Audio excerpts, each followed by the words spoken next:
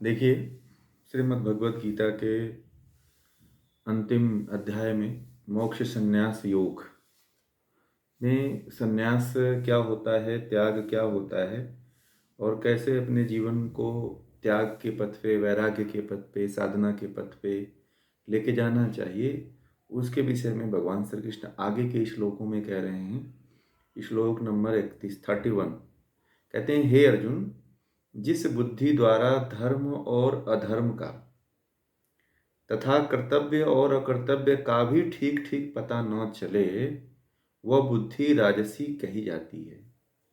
तो कहते हैं कि जिस बुद्धि के द्वारा धर्म और अधर्म का आपको पता ही नहीं चल पा रहा है कि मैं धर्म का कार्य कर रहा हूँ या अधर्म का कार्य कर रहा हूँ, तथा आपको अपने कर्तव्य और मतलब क्या आपको करना चाहिए, कौन सा आपका कर्तव्य पालन है और कौन सा कर्तव्य पालन नहीं है, यदि आपको यह ठीक ठीक नहीं पता चल पा रहा है, तो कहते हैं कि वह जो है राजसी बुद्धि कही जाती है। वह सात्विक बुद्धि नहीं है। सात्विक बुद्धि किसको कहते हैं? जो धर्म और अधर्म को समझ सके कि क्या धर्म है, क्या अधर्म है, इसको जान सके। और दूसरा, अपने कर्तव्य का वह निर्वहन कर सके कि मेरे जीवन का कर्तव्य क्या है। मैं अपने एक गृहस्थ जीवन में आया हूँ, एक ब्रह्मचर्य जीवन में आया हूँ या एक संन्यास जीवन में आया हूँ, तो मेरे जीवन का क्या कर्तव्य है और मुझे किस तरह से जीवन का निर्वहन करना चाहिए। जैसे मान लीजिए कि आप लोग अपने अपने गृहस्थ जीवन को धारण किए हैं कि नहीं किए हैं, किए हैं ना। तो आपको आप सभी का कर्तव्य पता है कि मैं एक औरत हूँ और मुझे पत्नी का या औरत का रोल अदा करना चाहिए। आप कोई पुरुष है तो पिता बना हुआ है, या लड़का है या लड़की है तो उसे माता पिता का रोल अदा करना चाहिए, भाई का, बहन का, जो भी है। तो अपने कर्तव्य का पालन जो है धर्म के अनुकूल रह के करना चाहिए। अब देखिए, जो हम लोग पालन करते हैं, सबसे महत्वपूर्ण बात तो ये है कि हम लोग अपने कर्तव्य का तो पालन करते हैं, परंतु यह नहीं ध्यान देते हैं कि क्या सही है, क्या धर्म के विरुद्ध हो रहा है काम या अधर्म अधर्म हो रहा है, इसका हमें पता नहीं चलता है। क्या आप लोग जो कभी काम करने के लिए जाते हैं या अपने जीवन में जो कर्म को उठाते हैं करने के लिए, तो अभी आप लोग कभी देखने का प्रयास करते हैं कि ये धर्म है कि अधर्म है? कभी इसकी बात आप लोग देखने के लिए आगे आते हैं? नहीं आते हैं। धर्म को तो भूल ही जाते हैं कि इसमें धर्म क्या है, अधर्म क्या है। धर्म को तो आप सामने आने ही नहीं देते हैं। जो अधर्म होता है उसी पे चल देते हो, उसको कहते हो कि ये कर्तव्य है। और भगवान श्री कृष्ण कहते हैं कि जब आप कर्म करो तो ये पता होना चाहिए कि आप धर्म के लिए कर रहे हो या धर्म के लिए कर रहे हो। कर्तव्य भी होना चाहिए, वो उसमें धर्म का निर्धारण होना चाहिए। उसमें जो भी आप कर्तव्य का पालन करते हैं ना, उस कर्तव्य में धर्म आना चाहिए कि क्या यह धर्म है या अधर्म है। क्या इससे मानव का कल्याण होगा या हमारी संस्कृति बचेगी या हमारी संस्कृति का उत्थान होगा। तो इस तरह से अपने कर्मों को करते जाना चाहिए, तब जा करके हम भविष्य में आगे बढ़ते हैं। जब तक हम धर्म धर्म का ध्यान नहीं देंगे, केवल कर्म को ऐसे ही करते चले जाएंगे जो मन में आया और ये समझ रहे हैं कि यही मेरा कर्तव्य है। ठीक है, आप देखना, मनुष्य जो है कुछ भी जो उसके सामने आता है वो कर्म करते चला जाता है। उसमें वह निर्णय नहीं ले पाता है कि ये धर्म के विरुद्ध है या धर्म के का समर्थन कर रहा है, इसका ध्यान नहीं देता है वो। तो कोई भी कर्म करना चाहिए तो धर्म का जिसमें समर्थन हो, धर्म जिसको कहता हो कि ये कर्म होना चाहिए, और जो जिसमें धर्म न कहता हो कि ये कर्म नहीं होना चाहिए, उस कर्म को नहीं करना चाहिए। बहुत से लोग अज्ञानी लोग हैं, वो सोचते हैं, वो कहते हैं कि हमें धर्म से नहीं लेना है, हमें इससे नहीं लेना है, उससे नहीं लेना है। तो आपको अब पहले कोई भी कर्म कर देते थे तो चलो ऐसे ही कर देते थे, परंतु जब आप अब अपने जीवन में कोई कर्म करने जाना, कोई गलत काम करने जाना, कोई अच्छा काम करने जाना, तो वहाँ पे ये जरूर आप निर्णय लेना कि क्या यह धर्म का समर्थन कर रहा है, क्या मैं जो काम कर रहा हूँ धार्मिक है कि नहीं है, क्या हमारा काम जो है अधार्मिक तो नहीं है। इसकी पहचान करके ही अपने काम को आगे बढ़ाना चाहिए। ठीक है? आज से आप लोग अब जो भी कर्म करिएगा इसका ध्यान रखिएगा। चाहे आपके घर में कोई करने जा रहा हो, कोई परिवार का सदस्य हो, तो वो भी करने जा रहा है तो उसको भी वहाँ पे आप सचेत कराइए, उसको भी वहाँ पे आप इंट्रोड्यूस कराइए कि नहीं, ये धर्म के विरुद्ध है। ठीक है? अब कोई नदी में गया, नदी में टॉयलेट करने लगा, तो ये धर्म है कि ये धर्म है? बताइए। अधर्म है ना, क्योंकि भाई नदी का जल तो सभी प्राणी पीते हैं ना, मनुष्य भी पीता है, जीव जंतु भी पीते हैं। तुम उसमें मल का जो है दोहन कर रहे हो, तो ये पाप लगेगा कि नहीं लगेगा? ये धर्म के विरुद्ध है। तो इस तरह के कर्म को नहीं करना चाहिए। समझ में आ रही है बात? तो धर्म का चयन करना चाहिए। एक बार अपने चित्त में ये बातें लानी चाहिए कि भाई ये धर्म के विरुद्ध है, इस कर्म को नहीं करेंगे। ठीक है? फिर आगे कहते हैं कि हे अर्जुन, जो तमोगुण से आवृत हुई बुद्धि अधर्म को धर्म मानता है और संपूर्ण अर्थों को विपरीत मानती है, वह तामसिक बुद्धि होती है। तो तामसिक कौन है? तो कहते हैं कि जो तमोगुण से एकदम घिरा हुआ है, तमोगुण में जो एकदम लिप्त है, तो उसके लिए कहते हैं कि अधर्म को धर्म मानता है वो। अगर उल्टा करता है तो कहता है कि ये तो मैं अच्छा कर रहा हूँ, ये मेरा धर्म है। वो ये कहने लगता है कि अगर मान लीजिए नदी बह रही है और उसमें टॉयलेट कर दिया तो बोलता है कि नदी, ये जो पानी आ रहा है वो भी तो टॉयलेट का ही पानी है। कुछ लोग ऐसे बोलते हैं। मैंने गंदगी करते हुए लोगों को कई बार मना किया है कि आप नदी में ऐसे क्यों करते हो, तो कहते हैं कि वो भी तो गंदा ही तो बह के आ रहा है सब। तो कुछ लोग जो है वहाँ पे अब क्या बोलते हैं, अब अधर्म कर रहे हैं परंतु उसको धर्म बता देते हैं। गलत कार्य को भी धर्म के नाम से जोड़ करके लोग जो प्रस्तुत करते हैं, यह जो कार्य, ऐसे जो लोग काम करने वाले हैं, और कहते हैं भगवान श्री कृष्ण की संपूर्ण अर्थों को विपरीत मानती है। और क्या, जो भी आप सही अर्थ बता रहे हो कि सत्य का पालन करो, यम नियम का पालन करो, तो वो ये कहता है कि ये सब बेकार की बातें हैं, ये सब, ये न यम नियम का पालन करना चाहिए, न सत्य बोलना चाहिए, न न अहिंसा का पालन करना चाहिए, न अस्तेय का पालन करना चाहिए। वो कहता है कि इनको पालन करने से कुछ नहीं होता है। ठीक है? एक व्यक्ति हमारे साथ जुड़े हुए थे, तो मैंने उनको, पहले क्लास में जुड़ते थे तो वो थोड़ा सा दूसरे काम में वो जुड़े हुए, मैंने कहा कि ये गलत काम मत करो क्योंकि ये धर्म है। बोले कि नहीं नहीं, यही मेरे लिए धर्म है, क्योंकि मैं जब भूखा था तो मुझे भोजन नहीं मिलता था, और जब मैं ये काम करने लगा तो मुझे भोजन का, मुझे सब कुछ मिलने लगा। तो मैंने कहा कि आपकी जो नीति है और जब आप जिस पे चल रहे हो वो अधर्म के पथ पे चल रहे हो, इसीलिए अधर्म के पथ पे नहीं चलना चाहिए, ध्यान रखना चाहिए। कभी भी अधर्म के पथ पे नहीं आगे बढ़ना चाहिए। हर व्यक्ति को यह ध्यान रखना चाहिए कि अधर्म के पथ का त्याग करें। अगर जो ऐसा करता है कि जो है अधर्म के रास्ते पे चलता है और कहता है कि यही अच्छा है, और जितने भी ज्ञान की बातें हैं, कहते हैं कि सत्य का पालन करो, तो कहता है कि नहीं, सत्य बेकार चीज़ है, सत्य का अर्थ बेकार होता है, सत्य का मतलब होता है झूठ बोलना। जब ऐसा कहने लगे कोई व्यक्ति तो समझ लेना कि वह व्यक्ति किस बुद्धि का है, तामसिक बुद्धि का है। मतलब एकदम विपरीत अर्थ निकालने वाला हो, उल्टा अर्थ निकालने वाला हो। उसे कह दो कि थोड़ा शास्त्रों का अध्ययन करो, बोलता है कि शास्त्र पढ़ने से क्या होता है। ठीक है? ये करो। बहुत से, मैंने एक वीडियो देखा वायरल हुई, तो उसमें साधु बन गए, उनसे पूछा कि आपको कुछ मंत्र याद है, हनुमान जी का नाम, हनुमान जी के माता का नाम क्या था, हनुमान जी कहाँ पैदा हुए थे, हनुमान जी ने कौन से कहाँ किसको जलाया था, तो उसको कुछ पता ही नहीं। तो ये क्या है, उसका विपरीत, उसको कुछ अर्थ पता ही नहीं है, धर्म का अर्थ पता नहीं है। गेरुआ वस्त्र पहन लिया है, कुर्ता पहन लिया है, धोती पहन लिया है, और अपने आप को कह रहा है कि मैं बाबा हूँ। तो इस तरह से जो कर्म करने वाला होता है वो तामसिक कर्म करने वाला होता है, वह व्यक्ति तामसिक होता है, तामसिक उसकी बुद्धि होती है। देखिए, ये बातें केवल भगवान श्री कृष्ण जो बोल रहे हैं, भगवान श्री कृष्ण ने हर एक व्यक्ति को टच कर लिया। कहा कि किसी भी प्रकार की यदि किसी में कोई कमी है तो उस कमी को इससे दूर कर सकता है। ठीक है? किसी भी व्यक्ति के अंदर यदि ये कोई प्रॉब्लम है, ऐसा विचार है, ऐसी बुद्धि है, तो वह अपनी बुद्धि को ठीक करे और सात्विकता की तरफ लेकर के जाए। ठीक है? आप लोगों में से किसी के पास होगा इसमें से कुछ कुछ बुद्धि, तो उसको आप लोग निकाल के फेंकने का प्रयास करिएगा और सात्विक बुद्धि को अपनाने का प्रयास करिए। ठीक है? जो कल बताया था 30वें श्लोक में। अब देखिए आगे कहते हैं कि हे अर्जुन, योग क्रिया से हुई अविचल धारणा से मन प्राण और इंद्रियों की क्रियाओं को जो धारण करता है वह सात्विक धारणा वाला मनुष्य होता है।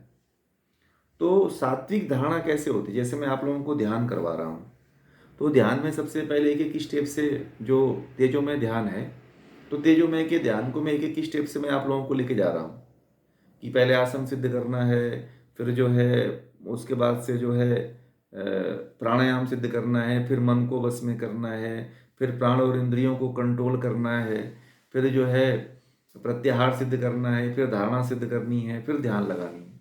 तो जब इस तरह से जब कोई कार्य करता है तो उसको भगवान श्री कृष्ण कहते हैं कि इसको सात्विक धारणा कहते हैं। आप लोगों को धारणा कराई जाती है ना ध्यान में, तो जैसे ये भगवान श्री कृष्ण ने बताया है उसी तरह से आप लोगों को कराई जाती है। तो भगवान श्री कृष्ण कहते हैं कि इसी को सात्विक धारणा कहते हैं, जो ध्यान करने में आप लोग करते हो। अब देखिए क्या तामसिक धारणा क्या है? तो कहते हैं कि हे अर्जुन, राजसिक फल की इच्छा करता हुआ मोह में फंसा हुआ मनुष्य जिस धारणा के द्वारा धर्म अर्थ और काम को धारण करता है वह धारणा राजसिक धारणा कहलाती है। अगर मान लीजिए कि आपका जीवन है, आप ध्यान में बैठे हो और ध्यान में बैठ कर के ये सोच रहे हो, धारणा कर रहे हो कि मैं इसलिए धारणा कर रहा हूँ कि मुझे ये सिद्धि मिल जाएगी, फलाना सिद्धि मिल जाएगी, किसी के बारे में जानने की सिद्धि मिल जाएगी, किसी को पहचानने की सिद्धि मिल जाएगी। तो जब इस तरह की जब सिद्धि मिल जाएगी तो जब ये फल की इच्छा लेके करता है तो कहते हैं कि वो मोह में फंस जाता है। और जब वह मोह में फंस जाता है तो मनुष्य जो है धर्म अर्थ काम मोक्ष को तब वो धारण करता है, तब वह उसका पुनर्जन्म होता है, तब संसार में आता है, फिर धर्म का काम करता है, अर्थ का काम करता है, फिर काम का कार्य करता है, फिर वह इसी में उलझ के रहता है, मोक्ष तक नहीं पहुंच पाता है। देखिए इसमें धर्म अर्थ काम, तो राजसिक लोग जो होते हैं ना वह धर्म का भी काम करते हैं परंतु उनके अंदर मोह होता है और उस मोह के कारण जो है बार बार संसार चक्र में बेचारे फंसते रहते हैं। वो क्यों फंसते हैं? क्योंकि वो सात्विक बुद्धि नहीं रख पाते हैं, सात्विक बुद्धि के द्वारा वो कर्म नहीं करते हैं। देखिए केवल बुद्धि का परिवर्तन बदल जाता है तो आपका जीवन बेकार चला जाएगा। अगर आपकी बुद्धि जो है ना राजसिक और तामसिकता की तरफ चली गई तो आप धार्मिकता का ढोंग करते रहो, आपका जीवन बेकार चला गया, फिर आपको जन्म लेना पड़ेगा। देखो थोड़ी सी चूक चूक हो गई ना तो उसमें आप जो है, जैसे क्या है, जैसे अघोरी लोग हैं, जैसे नागा लोग हैं, तो अब इन लोगों की राजसिक और तामसिक बुद्धि हो जाती है। अब राजसिक और तामसिक बुद्धि होने के कारण जो है ये बेचारे जो है सात्विकता की तरफ नहीं बढ़ पाते हैं। अब ये अध्यात्म का चोला तो उड़े रहते हैं परंतु अध्यात्म की सारी प्रक्रिया को फॉलो तो करते हैं ये लोग, ठीक है, परंतु होता क्या है कि उनकी बुद्धि सात्विकता की तरफ नहीं बढ़ पाती है। ठीक है, सात्विकता की तरफ न बढ़ने के कारण उनका जो है वो जो है फिर आध्यात्म के तरफ, आध्यात्म के चरम शिखर पे नहीं पहुंच पाते। तो इसीलिए जो है कहा है कि राजसिक और तामसिक बुद्धि से अच्छा है कि सात्विक बुद्धि हो आपके पास में, ठीक है, क्योंकि सात्विक बुद्धि रहने पे ही आपका जीवन सफल हो सकता है। महर्षि पतंजलि ने भी कहा है ना कि चित्त की भूमियों में रहने वाला धर्म ही समाधि है? क्षिप्त विक्षिप्त मूढ़ एकाग्र निरुद्ध, योग दर्शन में बताया गया था। तो भगवान ये जो योग दर्शन में महर्षि पतंजलि ने कहा वही बात को यहाँ पे भगवान श्री कृष्ण कहते हैं कि सात्विक बुद्धि यदि नहीं होती है, राजसिक बुद्धि है, तामसिक बुद्धि है, तो फिर आपकी धारणा भी यदि तामसिक है तो फिर समझो कि आप नरक में ही जाओगे। फिर आगे कहते हैं कि हे अर्जुन, दुष्ट बुद्धि वाला पुरुष जिस धारणा में नींद, भय, चिंता, दुख एवं अभिमान को नहीं छोड़ता वह धारणा तामसिक धारणा कहलाती है। तो अब यहाँ पे भगवान श्री कृष्ण क्या करें कि जिसकी बुद्धि दुष्ट स्वभाव वाली हो, किसी के ऊपर अत्याचार करने वाली हो, किसी को नुकसान पहुंचाने वाली हो, और कहते हैं कि नींद, उसको हमेशा नींद एकदम छाई रहे और भय उसके अंदर रहे, शोक चिंता एकदम तनाव बना रहे और दुख एकदम वो दुखित रहे हमेशा, तो कहते हैं कि अगर ये चीज़ इनको नहीं, तामसिक वालों को ये चीज़ नहीं छोड़ता है, तो वह धारणा तामसिक कहलाती है। इसलिए आप ये समझ जाना कि यदि आपके मन में, चित्त में ध्यान करते हुए नींद आती है, भय लगा रहता है, शोक लगा रहता है, दुख की चिंता लगी रहती है, तो वो जो आपकी धारणा होगी, वह धारणा जो है आपकी तामसिक हो जाएगी। और कभी भी अपने बुद्धि को दुष्ट प्रवृत्तियों की तरफ नहीं ले जाना चाहिए। हमेशा जो है सात्विक प्रवृत्तियों की तरफ अपने चित्त को लेकर के जाना चाहिए। दुष्ट प्रवृत्तियां अगर आपके भीतर आती भी हैं तो उसे बाहर निकालने का प्रयास करना चाहिए। दुष्ट प्रवृत्तियां क्या हैं? काम, क्रोध, लोभ, मोह, मद, मात्सर्य, लंपटता, व्यभिचार, लोभ, ये सब क्या हैं? दुष्ट प्रवृत्तियां हैं। ठीक है, तो अगर ये प्रवृत्तियां आपके भीतर हैं तो आप समझोगे तामसिक प्रवृत्ति, राक्षस प्रवृत्ति में हुआ। ठीक है, राक्षसी धारणा में हुआ। फिर आगे कहते हैं कि सुख भी 3 प्रकार का है, वह मुझसे सुन। कह रहे हैं कि जिस सुख सुख से अभ्यास से रमण करता है और दुख से सर्वथा बाहर हो जाता है, तो ये कहते हैं कि जो है सुख भी 3 प्रकार का होता है। कितने प्रकार का? 3 प्रकार का। वो भी सात्विक, राजसिक, तामसिक होता है। तो कहते हैं कि जिस सुख से अभ्यास से रमण करता है, वह सुख जिसमें अभ्यास करने लगता है, साधना का अभ्यास करने लगता है और दुख से सर्वथा निकल जाता है, जिस साधना के द्वारा अभ्यास करता है और उसका अभ्यास करके क्या करता है? दुख से छूट जाता है, तो कहते हैं, आगे कहते हैं, तो वह जो बाहर हो जाता है तो उसके लिए कहते हैं कि वह सुख आरंभ में तो विष के समान प्रतीत होता है, परंतु परिणाम में अमृत के तुल्य हो जाता है तथा आत्मा एवं बुद्धि के संयोग प्रसाद का रूप होता है। वह सुख सात्विक कहलाता है। जैसे आज मेरे अंदर सुबह ही विचार आ रहा था कि जो आपको अभी पढ़ रहे हो गीता, बहुत लोग गीता पढ़ रहे हैं, तो उनको शुरू शुरू में अच्छा नहीं लगता होगा, कष्ट सा लगता होगा, दुख सा फील होता होगा, विष के समान लगता होगा कि मुझे क्यों पढ़ाया जा रहा है, क्यों पढ़ रहा हूँ मैं। परंतु जो कहते हैं भगवान श्री कृष्ण की, जो शुरू में, जो प्रारंभ में, ठीक है, जो फर्स्ट स्टेज में जो है आपको विष के समान लगे, जहर के समान प्रतीत हो रहा हो, और उसका परिणाम जो है, उसका जो रिजल्ट आए, वह आपको अमृत यानी कि शहद की अनुभूति देने लगे, है ना, शहद की अनुभूति देने लगे तथा आत्मा एवं बुद्धि के संयोग प्रसाद का रूप होता है, वह सुख सात्विक कहलाता है। तो कहते हैं कि वही सुख क्या होता है? सात्विक कहलाता है, जो बुद्धि, मन और बुद्धि के संयोग के द्वारा जो सुख का हम लोग आनंद लेते हैं, आत्मा तक पहुंच करके जिसका आनंद लेते हैं, वही सुख जो है सात्विक सुख कहलाता है। ठीक है, क्या कहलाता है? सात्विक सात्विक सुख कहलाता है। आरंभ में तो आपको विष जैसा लगेगा, परंतु बाद में अमृत जैसा लगे।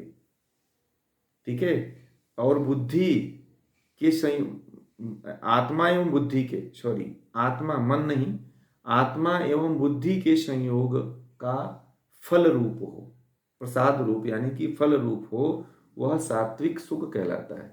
जिसमें मन होना तो वो इंद्रियों की तरफ जाएगा, और बुद्धि और आत्मा का जिसमें संयोग हो जाता है वह सात्विकता की तरफ जाता है। इसलिए भगवान से हम लोग गायत्री मंत्र में प्रार्थना करते हैं कि हे ईश्वर, हमारी बुद्धि को आप कहाँ ले जाओ? श्रेष्ठ मार्ग के तरफ ले करके जाओ। ठीक है, तो अगर सात्विकता की तरफ जानी है तो बुद्धि को आप लोग सात्विक रखें। सात्विक, अपने अंदर सात्विक सुख को लेना है तो अपनी बुद्धि को आप सभी सात्विक बना करके रखा करें। पहले जो आपको विष जैसा लगे, जो आपको लगे कि मुझे जहर दिया जा रहा है, तो वो समझ लेना कि वही चीज़ आपको बाद में क्या देगा? सुख देगा। और जो शुरू में सुख दे तो वो बाद में क्या होता है? बाद में दुखदाई होता है। ठीक है, अब आगे कहते हैं कि जो सुख विषय और इंद्रियों के संयोग से होता है वह सुख भोग काल में तो अमृत समान प्रतीत होता है, परंतु परिणाम में वह विष के समान होता है। यह राजसिक सुख कहलाता है। देखिए, अब वही उसका उल्टा हो गया कि जो सुख जो है, जो सुख विषय इंद्रियों के संयोग से होता है, जिस सुख का हम लोग भोग इंद्रियों के द्वारा लेते हैं, आंख के द्वारा लेते हैं, कान के द्वारा लेते हैं, जीवा के द्वारा लेते हैं, चमड़ी के द्वारा लेते हैं, नाक के द्वारा लेते हैं, तो इन पांचों इंद्रियों के द्वारा जिस सुख का हम लोग अनुभव लेते हैं, तो कहते हैं कि वह सुख तो भोग, मतलब जब तक आप भोगते हो तब तक तो बड़ा आपको आनंद देता है, परंतु जब उसका रिजल्ट आता है तो आपको जहर जैसा प्रतीत होने लगता है। तो भगवान श्री कृष्ण कहते हैं कि वह जो सुख होता है वह राजसिक सुख कहलाता है। ठीक है, जैसे मान लो कि जैसे आप कहीं जा रहे हो, कहीं यात्रा पे जा रहे हो, तो जाने में बड़ा उमंग होता है, तो खूब हंसते खेलते हुए खूब मस्ती पूर्वक जाते हो आप लोग। जब उधर से लौटते हो तो क्या होता है, पूरा जो है थक जाते हो, परेशान हो जाते हो, दर्द करने लगता है, पीड़ा होने लगती है। तो कहते हैं कि उस तरह के जो कर्म है जो व्यक्ति करता है, जो बाद में पीड़ा दे, तो उसको कहते हैं, शुरू में सुख दे और बाद में पीड़ा दे, तो उसको कहते हैं कि वह राजसिक सुख कहलाता है। क्या कहलाता है? राजसिक सुख कहलाता है। अब कहते हैं कि जो सुख भोगने में और परिणाम में भी आत्मा को मोहने वाला है एवं निद्रा, आलस्य और प्रमाद से उत्पन्न होने वाला है, वह सुख तामसिक कहलाता है। तो देखिए, तामसिक सुख किसको कहते हैं? जैसे कि जो सुख, आप जिस सुख को आनंद ले रहे हो और उसके भोगने के बाद भी, ठीक है, उसको भोगने के बाद भी आपको मोह में डाल दे, आपको मोहित कर दे, आपको मोह आपके भीतर डाल दे, तो कहते हैं तथा वह निद्रा उत्पन्न करे, आलस उत्पन्न करे, प्रमाद में आपको ले जाए, तंद्रा में ले जाए, तो उसको कहते हैं कि वह जो सुख होता है वह तामसिक सुख कहलाता है।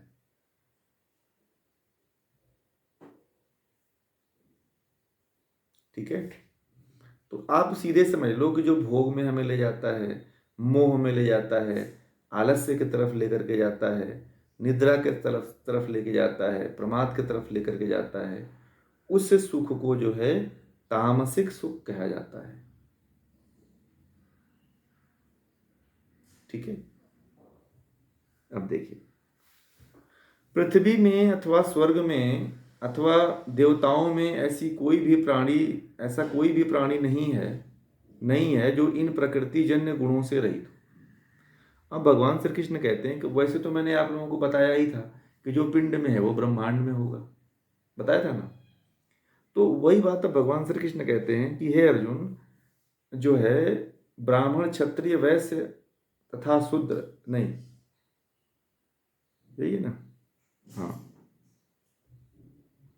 कि पृथ्वी में अथवा स्वर्ग में अथवा देवताओं में, इस पृथ्वी पर या स्वर्ग में अथवा देवताओं में ऐसा कोई भी प्राणी नहीं है जो इन तीन गुणों से रहित हो। कोई भी ऐसा जगत प्राणी नहीं है जिसमें ये तीन गुण लागू नहीं होते, जिसमें ये तीन गुण काम नहीं करते। समझ में आ रही है? ये तीन गुण होते ही होते हैं।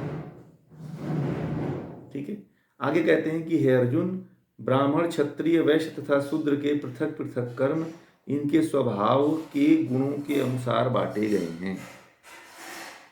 तो अब देखिए, भगवान श्री कृष्ण कह रहे हैं कि हे अर्जुन, जो ब्राह्मण होता है, जो क्षत्रिय होता है, जो वैश्य होता है, जो शूद्र होता है, इनके पृथक पृथक मतलब इनके अलग अलग कर्म इनके स्वभाव के गुणों के अनुसार ही इनको बांटा गया है।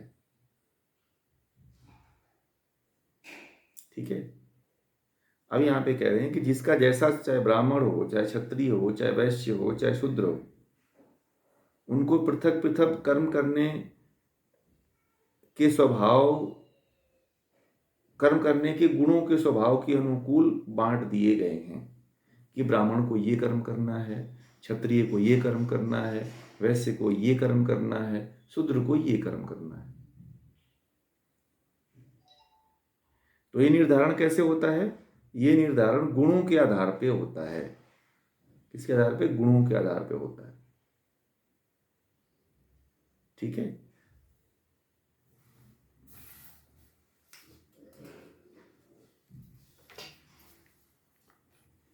अब देखिए, गुण का मतलब समझते हैं ना, सत रज तम। नहीं समझ में आएगा तो आप लोग पूछते भी रहना। अब आगे कहते हैं कि शांत चित्त, इंद्रियों और मन पर नियंत्रण, शरीर मन और बुद्धि में शुद्धता, सरलता तथा ज्ञान विज्ञान में एवं परमात्मा में विश्वास, ये स्वाभाविक कर्म ब्राह्मण के हैं। तो ये केवल ब्राह्मण का मतलब ये लिखा हुआ है, तो आप ये मत समझ लेना कि किसी व्यक्ति विशेष के लिए लिखा हुआ है। ब्राह्मण का मतलब यहाँ विद्वान से। क्या है? विद्वान से। तो जो शास्त्रों को जानता हो, वेदों का अनुभव किया हुआ हो, और भी ग्रंथों का अध्ययन किया, उसके लिए यहाँ पे ये यूज हुआ है। तो कहते हैं कि शांत चित्त वाला क्या हो? उसका चित्त जो है, मन जो है शांत हो। और कह रहे हैं कि इंद्रियों और मन पर नियंत्रण करने वाला हो। क्या हो? इंद्रियां और जो मन है उन पे वो खुद नियंत्रण कर ले। शरीर मन तथा बुद्धि से शुद्धता रखने वाला हो। सरलता तथा ज्ञान विज्ञान में एवं परमात्मा में विश्वास, ये स्वाभाविक कर्म ब्राह्मण के हैं। तो अब देखिए, सबसे पहले तो मन पे नियंत्रण करने वाला होता है, शांत चित्त वाला होता है, और कह रहे हैं कि मन और बुद्धि से शुद्ध हो। क्या हो? उसका मन और बुद्धि क्या हो? शुद्ध हो। और कह रहे हैं कि सरल तथा ज्ञान विज्ञान में एवं परमात्मा में विश्वास, ये स्वाभाविक कर्म ब्राह्मण के, विद्वान के होते हैं। सात्विक जो विद्वान लोग होते हैं उनके कर्म होते हैं कि वो शांत रहते हैं, मन शांत रहता है, एकाग्र रहता है, इंद्रियों और मन पर नियंत्रण करने का प्रयास आत्मा करती है, शरीर मन और बुद्धि में शुद्धता हो, उसके अंदर सरलता भी हो। ये नहीं कि ज़्यादा कठोर हो जाओ तभी भी लोग आपके पास नहीं आएंगे। और ज्ञान विज्ञान में एवं परमात्मा में विश्वास, ये स्वाभाविक कर्म ब्राह्मण के हैं।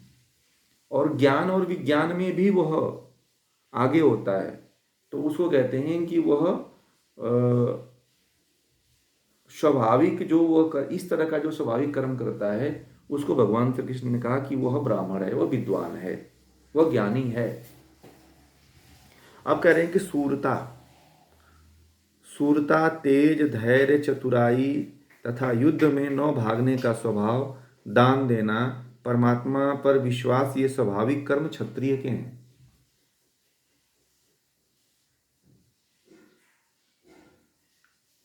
किसके हैं? क्षत्रिय के। तो देखिए, क्षत्रिय क्या करता है?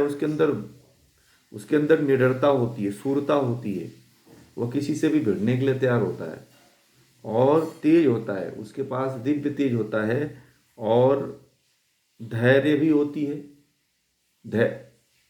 ऐश्वर्य, धैर्य, धैर्य थोड़ा होता है, धैर्य उतना हाई लेवल का नहीं होता है। देखिए, तामसिक वाले के पास धैर्य होता है, परंतु अभी धैर्य हुआ, अगले क्षण में देखोगे तो धैर्य टूट जाता है। जैसे मान लीजिए कि आप लोगों को लाइन में खड़ा कर दिया गया, बोला कि लाइन में खड़े रहो, तो आप आधा घंटा तक सब्र करते हो, दूसरे आधे घंटा बाद जब शुरू होता है तो कहते हो कि नहीं भैया, थोड़ा तो आप खड़े रहो, मेरे बस की बात नहीं है। ठीक है, क्योंकि तामसिकता के कारण ऐसा हो रहा है। तामसिकता के अंदर, तामसिकता के कारण व्यक्ति जो है राजसिकता के कारण व्यक्ति जो है धैर्य को धारण करता है और धैर्य को छोड़ देता है। ये ये ऊपर नीचे होता रहता है तामसिकता, राजसिकता में। और कहते हैं कि युद्ध में न भागने का स्वभाव उसका होता है, वह कभी भी युद्ध के मैदान को छोड़ करके भागने वाला नहीं होता है, वह डट करके मुकाबला करता है। क्या करता है? वह डट करके मुकाबला करने वाला होता है। और दान देना, मतलब फिर और दान देना भी ये कि जो राशिक व्यक्ति होता है वो दिल के बहुत अच्छे भी होते हैं और बुरे भी हो जाते हैं। और जो राशिक व्यक्ति वाला होता है ना वो दान भी देता है। क्या करता है, एक गुण बताया उन्होंने कि जो राशिक प्रवृत्ति वाले जो व्यक्ति होते हैं वह दान भी देते हैं और क्या करते हैं, परमात्मा पर विश्वास भी करते हैं वो लोग कि परमात्मा का अस्तित्व है। ठीक है, तो ये कर्म जो बताया भगवान श्री कृष्ण ने, ये कहा कि ये कर्म क्षत्रिय के होते हैं। किसके होते हैं? क्षत्रिय के होते हैं। इसको नोट कर लीजिएगा, यदि कभी किसी को बताना हो तो आप बता सकते हैं। अब देखिए, कृषि, खेती, गोपालन तथा व्यापार वैश्य के स्वाभाविक कर्म हैं। वैश्य के क्या कर्म हैं? खेती करना, गाय पालना, व्यापार करना, ये जो है वैश्य के स्वाभाविक कर्म होते हैं। सेवा कार्य करना शूद्र का स्वाभाविक कर्म है। क्या है?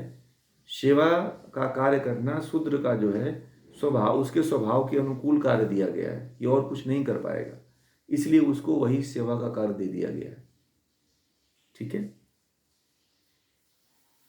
तो वही कह रहे हैं कि वैश्य जो होता है वो खेती का कार्य करता है, गोपालन का कार्य करता है, व्यापार का कार्य करता है। तो यह जो है लक्षण जो होते हैं वह वैश्य के स्वाभाविक लक्षण होते हैं। सेवा करना भी शूद्र का स्वाभिमान स्वाभाविक कर्म है। तो जो अगर कोई व्यक्ति है, कोई काम हो रहा है, कोई आश्रम है आदि जो निर्माण हो रहा है, तो उसमें भी वो पैसे के द्वारा सेवा कर देता है। ठीक है, सेवा कार्य करना शूद्र का स्वाभाविक कर्म है। किसका कर्म है? ये जो जितने कर्म बताए वह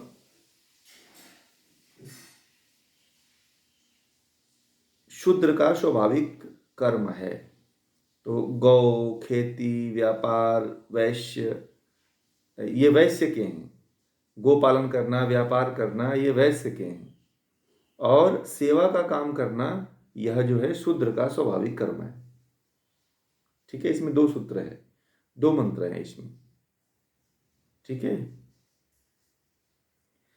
तो आप लोग जानते ही हैं जो वैश्य लोग होते हैं व्यापार आदि ज़्यादा करते हैं, पशुपालन गाय आदि का भी पालन करते हैं। और स्वाभाविक जो शूद्र होता है उसका जो स्वाभाविक कर्म करना होता है, सेवा का काम होता है, नौकरी आदि करना होता है राजा आदि के, महाराजाओं के यहाँ या मंत्रियों के यहाँ। तो इस तरह के जो कर्म करने वाले होते हैं वो भी जो है शूद्र कुल में ही आते हैं। अब देखिए आगे कहते हैं कि अपने अपने स्वाभाविक कर्म में लीन मनुष्य संसिद्धि को प्राप्त करता है। तो अपने अपने स्वाभाविक कर्म में लीन जो मनुष्य होता है, अपने अपने में लीन मनुष्य जिस प्रकार सिद्धि प्राप्त करता है वह मुझसे सुन। अब देखिए भगवान श्री कृष्ण जी ने एक और बात बता दी है। कहा कि अपने अपने स्वाभाविक कर्म में लीन मनुष्य श्रेष्ठ सिद्धि प्राप्त करता है। अगर अपने आप में स्वाभाविक रूप से लीन हो गया तो कहते हैं कि वो श्रेष्ठ क्या कर सकता है? श्रेष्ठ जो है श्रेष्ठ सिद्धि को प्राप्त करता है। अपने कर्म में लीन मनुष्य जिस प्रकार सिद्धि प्राप्त करता है उससे मुझसे सुन, कि मतलब वो अपने काम में लीन होकर के कैसे सिद्धि को प्राप्त करता है। भगवान श्री कृष्ण ये बता रहे हैं कि कोई व्यक्ति है तो अपने काम में लीन होकर के कैसे सिद्धि को प्राप्त करता है, तो वो मुझसे सुन, ऐसा कह रहे हैं। अब आप लोग भी यही सोचोगे ना कि मुझे भी ऐसा ही चाहिए कि मैं अपने काम में लीन होकर के कर्म को करूं। ठीक है, परंतु सामने वाला तो धोखा दे देता है। दुकान पे जाओ तो दुकान वाला कुछ गड़बड़ी कर देता है, व्यापार वाला कुछ गड़बड़ी कर देता है। तो बहुत सी चीज़ें हैं। आगे पढ़िए 46 से लेकर के 50 पढ़िए। कोई पढ़ना चाहते हैं? पद्मजा जी पढ़िए।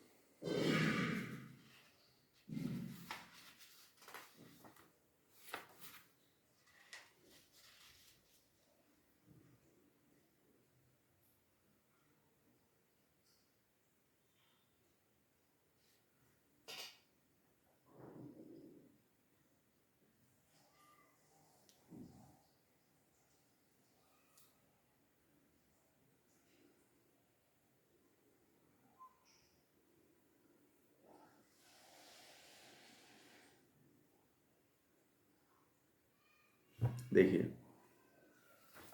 बहुत अच्छा। आगे कह रहे हैं कि 46 नंबर के श्लोक में, 46 नंबर का श्लोक है, उसमें कह रहे हैं कि जिस परमात्मा से सब प्राणियों की उत्पत्ति हुई है, जिससे यह सब कुछ व्याप्त है, उस परमात्मा को अपने स्वाभाविक कर्म से अर्चना करता हुआ मनुष्य सिद्धि प्राप्त कर लेता है। तो कैसे पर जो है मनुष्य सिद्धि को प्राप्त करता है, तो उसको कह रहे हैं कि जिस परमात्मा से सब प्राणियों की उत्पत्ति हुई है। तो आप लोग ये मानते हो ना कि हमारी उत्पत्ति कहाँ से हुई है, कौन किया है, कौन किया है, कहाँ से हुई है? तो वो परमात्मा ने किया है और परमात्मा से हुई है। ठीक है। जिससे कह रहे हैं कि जिससे यह सब कुछ व्याप्त है, मतलब ये जो जितना संसार दिख रहा है वह सब परमात्मा में ही व्याप्त है, यानी कि परमात्मा ने ही सबको बनाया है। और फिर कह रहे हैं कि उस परमात्मा को अपने स्वाभाविक कर्म से, तो उस परमात्मा को अपने स्वाभाविक कर्म से अर्चना करता हुआ मनुष्य सिद्धि को प्राप्त करता है। तो परमात्मा का अर्चना मतलब ध्यान, क्या करना? ध्यान करना, तप करना,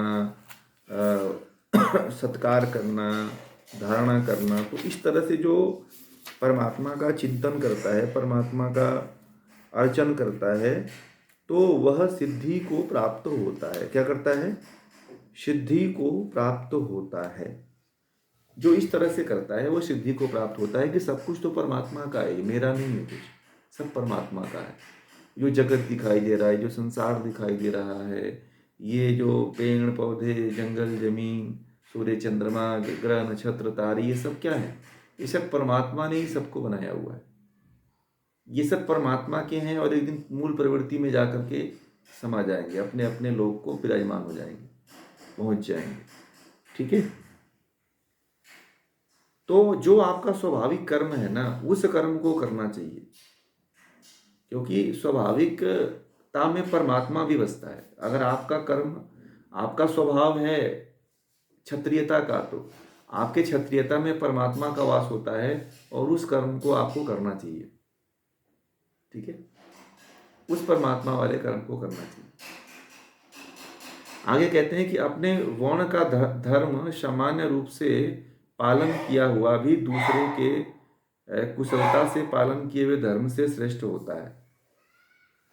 तो यहाँ पे देखिए, पीछे वाले अध्याय में जो बात आई थी वो अब यहाँ पे एक बार और आ गई 47 में। अब यहाँ पे ये कह रहे हैं कि अपने वर्ण का धर्म सामान्य रूप से पालन किया हुआ भी दूसरे के कुशलता से पालन किए धर्म से श्रेष्ठ है। मतलब ये कहते हैं कि श्रेयान स्वधर्मो विगुण पर धर्मस्तत्व निष्ठिता। तो कहते हैं कि दूसरे के जो है वर्ण और धर्म का पालन करने से अच्छा है कि आप जिस वर्ण में हो, जिस धर्म में हो, उसका आप पालन करो, जाति में नहीं। पता है, ये मत भूलिएगा, यहाँ पे मैं जाति नहीं बोल रहा हूँ। अब ये मत कहिए कि मैं जाति में पैदा हुआ तो जिस जाति में पैदा हुआ मैं वही काम करूँगा, नहीं। व्यक्ति के कर्म के अनुसार व्यक्ति का वर्ण बदल जाता है और वर्ण के अनुसार धर्म बदल जाता है। ठीक है। अब आप लोग अपने आप को पहचान सकते हो कि मैं किस वर्ण में हूँ, ब्राह्मण वर्ण में हूँ कि क्षत्रिय वर्ण में हूँ कि वैश्य वर्ण में हूँ कि शूद्र वर्ण में हूँ। तो कहते हैं कि उस व्यक्ति को वही कर्म करना चाहिए। ठीक है। उसी का कुशलता से पालन करना चाहिए व्यक्ति को, क्योंकि स्वभाव से वर्ण नियत है। क्योंकि आपका स्वभाव है क्षत्रिय का, तो वो तो नियत हो गया, फिक्स हो गया है। फिर आप ब्राह्मण बनना चाहो तो बनोगे क्या? नहीं बन पाओगे। अब एक बात और भी बता दूं, अब आप लोग सोच रहे हो कि मैं स्त्री पुरुष हूं, तो मेरा पति तो क्षत्रिय है, मैं कैसे क्षत्रिय हो जाऊंगी? अगर आपका क्षत्रिय, उसके यहाँ रहते हुए भी आपका गुण कर्म स्वभाव ब्राह्मण का है, तो आपका वर्ण ब्राह्मण हो जाएगा। गुण कर्म स्वभाव को वर्ण कहते हैं, समझ रहे हैं? जैसे जिसकी प्रवृत्ति होती है वही उसका वर्ण हो जाता है। अगर आपकी प्रवृत्ति व्यापार की है तो आप वैश्य हो जाओगे। अगर आपकी प्रवृत्ति जो है सेवा भाव की है तो आप शूद्र बन जाओगे।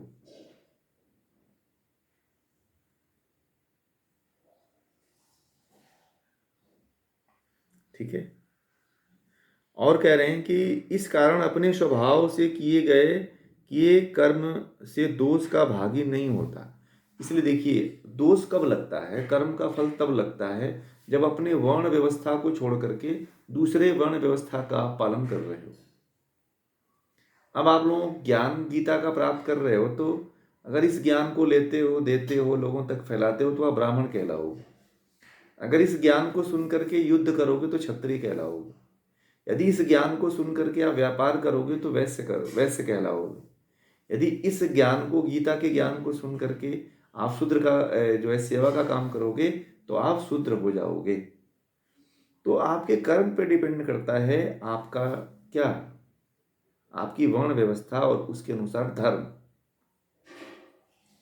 इसलिए वर्ण व्यवस्था को, अपने अपने वर्ण व्यवस्था को आप लोग खुद पहचानिए।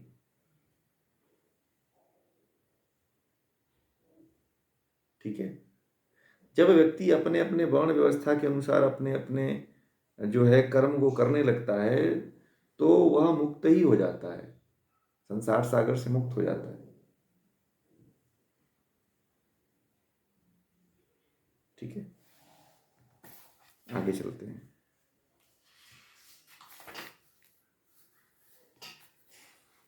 स्वाभाविक कर्म यदि दोषपूर्ण भी प्रतीत हो तो उसे छोड़ना नहीं चाहिए, क्योंकि धुएं से अग्नि के सदृश आरंभ में सब कर्म दोष से ढके होते हैं।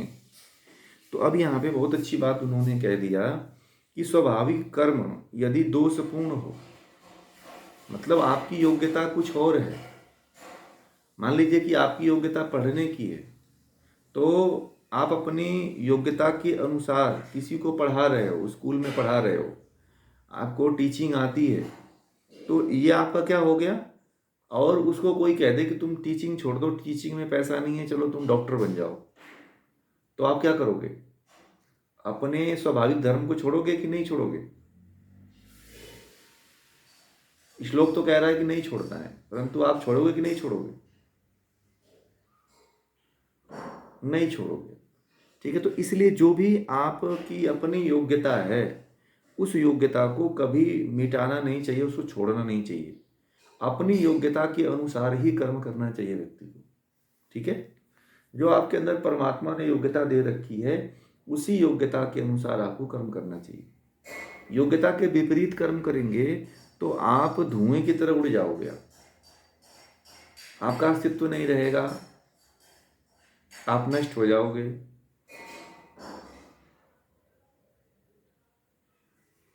इसलिए हर व्यक्ति को अपनी अपनी योग्यता के अनुसार ही कर्म करना चाहिए, उस कर्म को छोड़ना नहीं चाहिए, नहीं तो दोष लगता है। ठीक है। आगे कहते हैं कि जो व्यक्ति अपने वर्ण के धर्म में आसक्ति रहित एवं स्पृहा रहित, क्या स्पृहा रहित,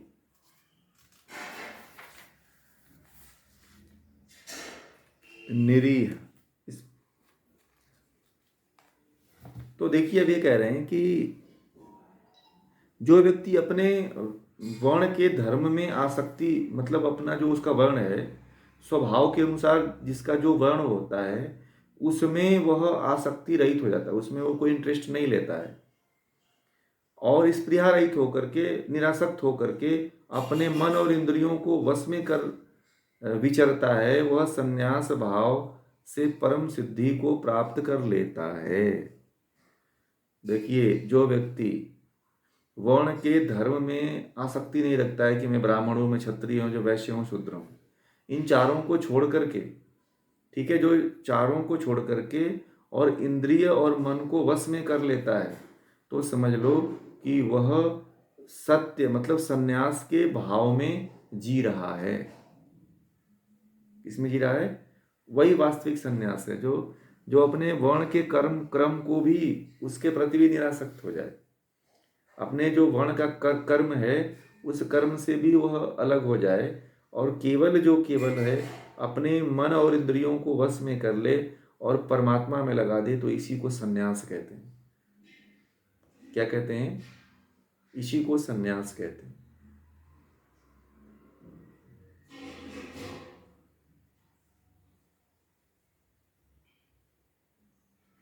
अब कहते हैं कि हे अर्जुन, एक मनुष्य किसी भी वर्ण का हो कैसे सिद्धि प्राप्त कर सकता है, अर्थात ब्रह्म को प्राप्त हो सकता है, यह तू संक्षेप में सुन। देखिए, भगवान श्री कृष्ण ने, कई लोग कहते हैं कि सभी वर्णों के लोग जो है भगवान को नहीं प्राप्त कर सकते हैं, कहते हैं ना। जो बहुत से लोग हैं वो कहते हैं कि शूद्र है या कोई और वर्ण का है, ब्राह्मण क्षत्रिय वैश्य शूद्र जो भी हो, इसमें से कोई भी वर्ण का हो, तो लोग ऐसा, कुछ लोग कह देते हैं कि तुम फलाने वर्ण में हो तो तुम तो ब्रह्म को नहीं प्राप्त कर पाओगे, तुम तो ईश्वर को नहीं प्राप्त कर पाओगे। तो यहाँ पे भगवान श्री कृष्ण कहते हैं कि तू इस बात को संक्षेप में सुन। ब्रह्म की प्राप्ति ही तत्व ज्ञान तथा श्रद्धा की पराकाष्ठा है। कहते हैं कि एक मनुष्य कैसे सिद्धि को प्राप्त कर सकता है, तो कहते हैं कि ब्रह्म को सिद्धि को पाने वाला व्यक्ति जो है, जो होता है, कोई भी किसी भी वर्ण का कोई व्यक्ति हो तो वो ब्रह्म को प्राप्त कर सकता है। किसी भी वर्ण का कोई भी व्यक्ति हो वो ब्रह्म को प्राप्त कर सकता है, इस बात को तुम संक्षेप में सुन। और कहते हैं कि ब्रह्म की प्राप्ति का तत्व ज्ञान तथा श्रद्धा की पराकाष्ठा है। ब्रह्म ज्ञान ही तत्व ज्ञान है और यही श्रद्धा का, समर्पण का, ज्ञान का पराकाष्ठा है। और अंतिम हमारी पहुंच जो होती है वो ब्रह्म तक ही होती है। हमें ब्रह्म के आनंद को अनुभूत करना होता है, ठीक है। तो अंतिम पराकाष्ठा तो वही है, ब्रह्म की प्राप्ति। इसलिए आप किसी भी वर्ण में हो, किसी भी अवस्था में हो, ईश्वर की साधना करो, ईश्वर की उपासना करो, ईश्वर को प्राप्त करने के लिए लग जाओ। जब आप ऐसा करेंगे तो एक दिन निश्चित रूप से परमात्मा को प्राप्त कर लेंगे, ठीक है। तो इस तरह से थोड़ा सा आप लोग मेहनत करते रहें तो धीरे धीरे परमात्मा को भी प्राप्त कर लेंगे, ठीक है। अब देखिए आगे के एक आध दो श्लोक और ले लेते हैं। तो देखिए, कहते हैं कि विषय 51 में, बुद्धया विशुद्धया युक्तो धृत्यमात्मनः नियम्य च शब्दातीतीन विषयांत त्यक्त्वा राग द्वेषो व्युदयस्य च विविक्त सेवी लाघ्वासी यतक यतक वाक्याय मानसः ध्यान योग परो नित्यम वैराग्यम समुपास्यते। तो कहते हैं कि विशेष, कह रहे हैं यहाँ पे कि विशेष शुद्ध युक्त बुद्धि से युक्त एकांत सेवी, मन शरीर पर नियंत्रण रखने वाला, वैराग्य से युक्त मतलब आसक्ति से रहित व्यक्ति, निरंतर ध्यान योग में लीन, धैर्य रखने वाला, अपने को वश में रखने वाला, शब्द आदि विषयों का त्याग करने वाला तथा राग और द्वेष को त्याग देने वाला जो व्यक्ति होता है, वही व्यक्ति जो है, आगे कहते हैं कि जो है वही व्यक्ति ब्रह्म को प्राप्त करता है।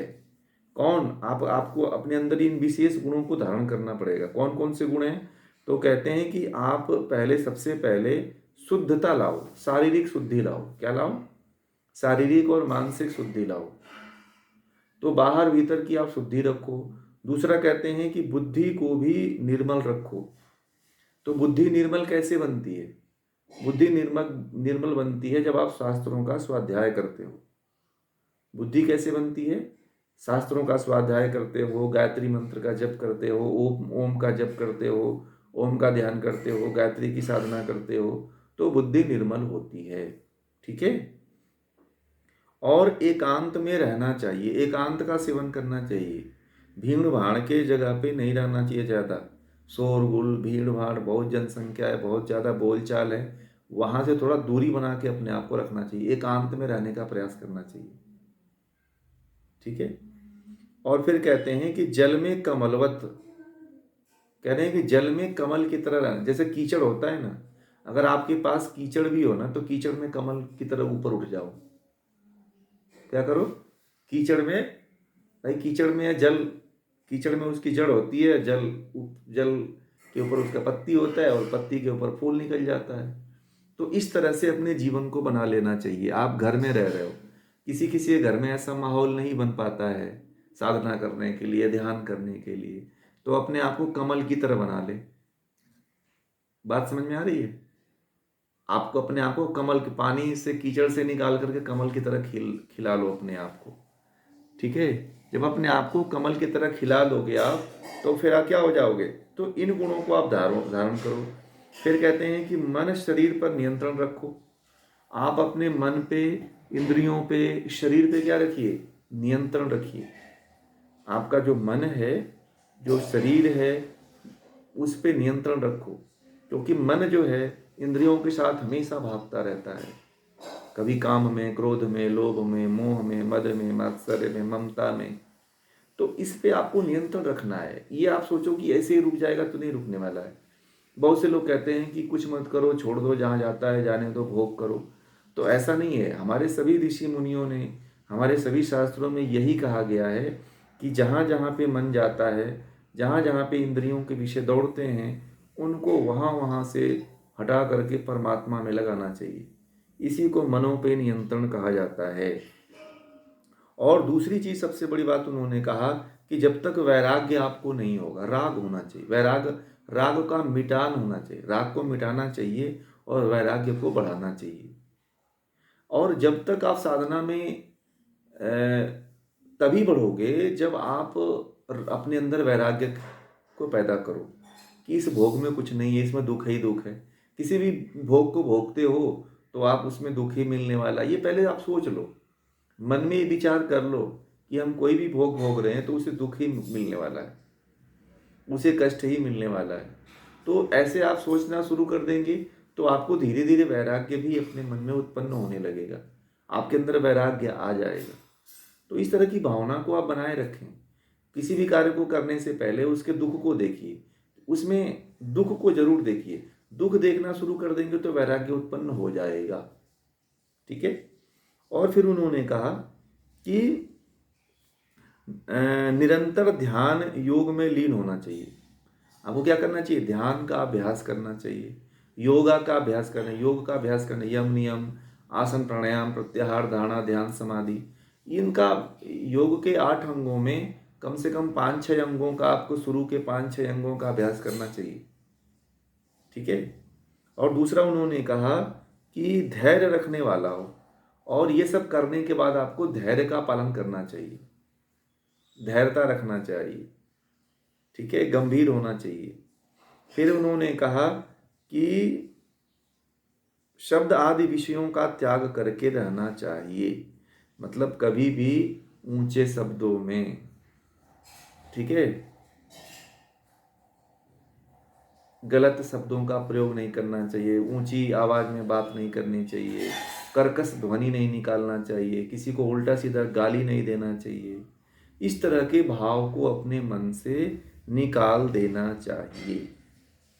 ठीक है। और राग द्वेष को त्याग देना चाहिए, मोह को और वैर को। किसी से दुश्मनी मत रखिए और किसी से प्यार मत रखिए, दोनों में सम रहिए, क्योंकि दोनों ही दुख देने वाला है।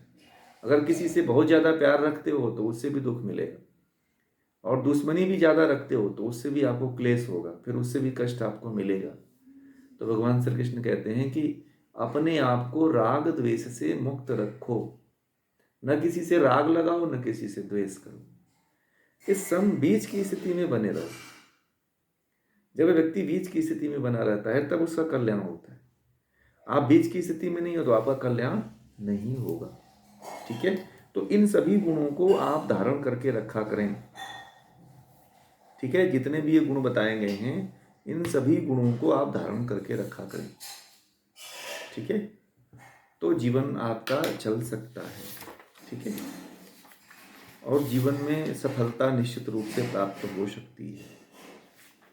तो ये आज का विषय यहीं पे पूरा करते हैं हम लोग। आप लोगों का कोई प्रश्न है तो पूछ सकते हैं।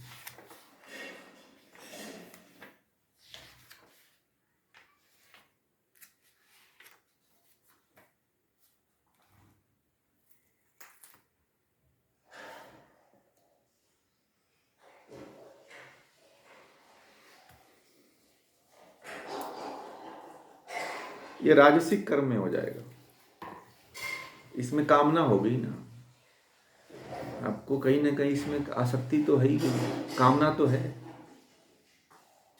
ठीक है, तो ये राजसिक कर्म आपका हो गया, फिर बंधन में डालने वाला है। ठीक है, अगर इसमें आप जो है इसमें अगर ये कर्म करना चाहते हो आप, तो आसक्ति को छोड़ दो, आप फल की इच्छा को त्याग कर दो, आप आसक्ति को छोड़ करके फल की इच्छा का त्याग कर दो कि चाहे मैं कर रहा हूं, चाहे मुझे इसका फल मिले चाहे ना मिले। और जब इस तरह का कर्म करने लग जाएंगे आप, तो हर कर्म को आप आसक्ति रहित होकर के ही करेंगे। दुनिया का कोई ऐसा कर्म नहीं है जिसमें आसक्ति रहित होकर के आप नहीं करेंगे। हर कर्म को आप आसक्ति रहित होकर करेंगे। ऐसा हो जाएगा आपके जीवन में। तो ऐसे जीवन जीना शुरू करें। यही तो गीता में शुरू से ही चला आ रहा है कि आसक्ति का त्याग करो, कर्म फल का त्याग करो।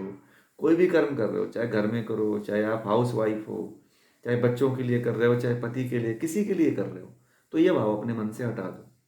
कर्म फल की इच्छा और आसक्ति, अटैचमेंट पर तो बहुत बार बोल चुका हूँ, जितने अध्याय उतनी बार बोल चुका हूँ।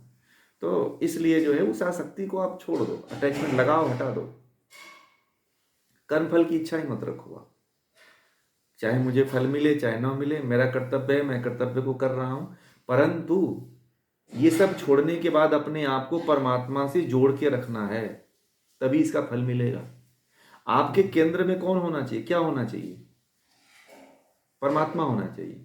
आपके सेंटर में परमात्मा नहीं है और ये कर्म करते हो तो फिर कहां जाओगे? आपका लक्ष्य कुछ है ही नहीं है। आप अपना लक्ष्य परमात्मा को बना लो कि मुझे तो परमात्मा को प्राप्त करना है। ठीक है, मुझे तो ईश्वर को प्राप्त करना है। मैं तो ये जो अपने बच्चे के लिए, अपने पति के लिए, अपने परिवार के लिए कर्म जो कर रही हूँ, ये केवल जो है मैं अपना कर्तव्य निर्वहन कर रहा हूँ। मेरा असली धर्म तो मोक्ष की प्राप्ति है। मेरा अंतिम लक्ष्य तो परमात्मा की प्राप्ति है। जब आप यहाँ पे जोड़ करके रखोगे तो देखना आप, आपके अंदर एक स्वतः ही भाव आने लगेगा कि आसक्ति छूट जाएगी, कर्म फल की इच्छा छूट जाएगी। आपका जीवन एक प्रेरणा का स्रोत बन जाएगा। घर में, परिवार में, लोगों के बीच में लोग आपसे प्रेरणा लेने लग जाएंगे। आप दूसरे लोगों से ज़्यादा सुखी दिखोगे। आपको कोई टेंशन नहीं होगा, कोई तनाव नहीं होगा, कोई पारिवारिक झंझट नहीं होगी, झगड़े नहीं होंगे। एकदम निफिक्र जिंदगी, मनमस्त फकीरा, एकदम मस्त रहोगे। कोई दवा की जरूरत नहीं पड़ेगी, कोई बीमारी नहीं होगी, कोई रोग नहीं होगा। ऐसा ट्रीटमेंट है। तो ऐसा करिए, करके देखिए। ठीक है, और किन्हीं का कोई प्रश्न है? जी,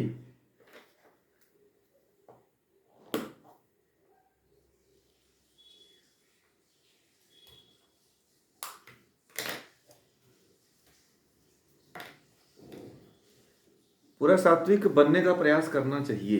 नहीं होता है, हम भी नहीं है, कोई नहीं है, परंतु आपको प्रयास जो है करीब अपने जीवन का करीब जो है बहुत अज्ञानता में तो आप समय नहीं देते थे ना। अभी तो आपको अज्ञानता थी, चलो ज्ञान नहीं था कि मुझे सात्विकता की तरफ जानी है।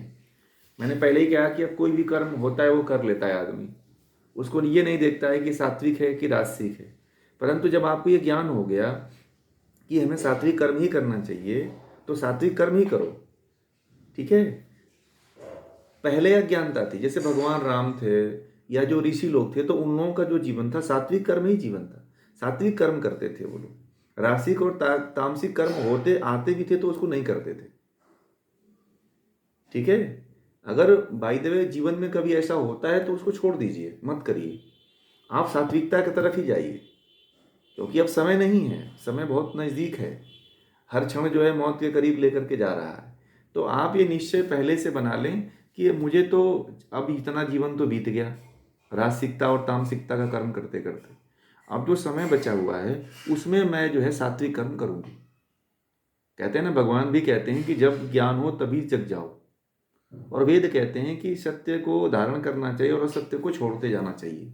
वेद में लिखा हुआ है कि सत्य जब सही ज्ञान हो जाए तो उसको अपने जीवन में अपना लेना चाहिए, और जो बुरा ज्ञान है उसको छोड़ देना चाहिए। तो तब तक अभी तक नहीं पता है, परंतु अब जब पता हो गया है तो मिक्स मत होने दीजिए। मिक्स अगर कर देंगे आप तो राजसिक हो जाएगा आपका। अगर वही राजसिक परमानेंट बना रहा तो वो तामसिक हो जाता है, और जब तामसिक हो जाता है तो फिर आप नरक योनियों में के लिए फिक्स हो जाते हो। आप राक्षस योनि, कीड़े मकोड़े आदि योनियों में आपका फिर जन्म होता है। फिर आपका ये संसार सागर से उतरना बड़ा मुश्किल हो जाता है। फिर जीवन ये फिर आपका आगे नहीं बढ़ पाता है, जीवन फिर अंधकार में हो जाता है, मुक्ति फिर नहीं मिल पाती। इसलिए सात्विकता को पकड़िए। अगर राजसिकता को पकड़ेंगे तो तामसिकता में चले जाएंगे। अगर सात्विकता को पकड़ते हैं ना तो आप उसमें धीरे धीरे समय लगेगा परंतु पहुंच जाएंगे। बहुत से लोग अभी अपने इस तरह के जीवन को जी रहे हैं। बहुत से जो पहले गीता पढ़े हुए हैं वो लोग बताते हैं अपने अनुभव को कि मेरा जीवन अब धीरे धीरे मैंने उसके अकॉर्डिंग चला रहा हूँ।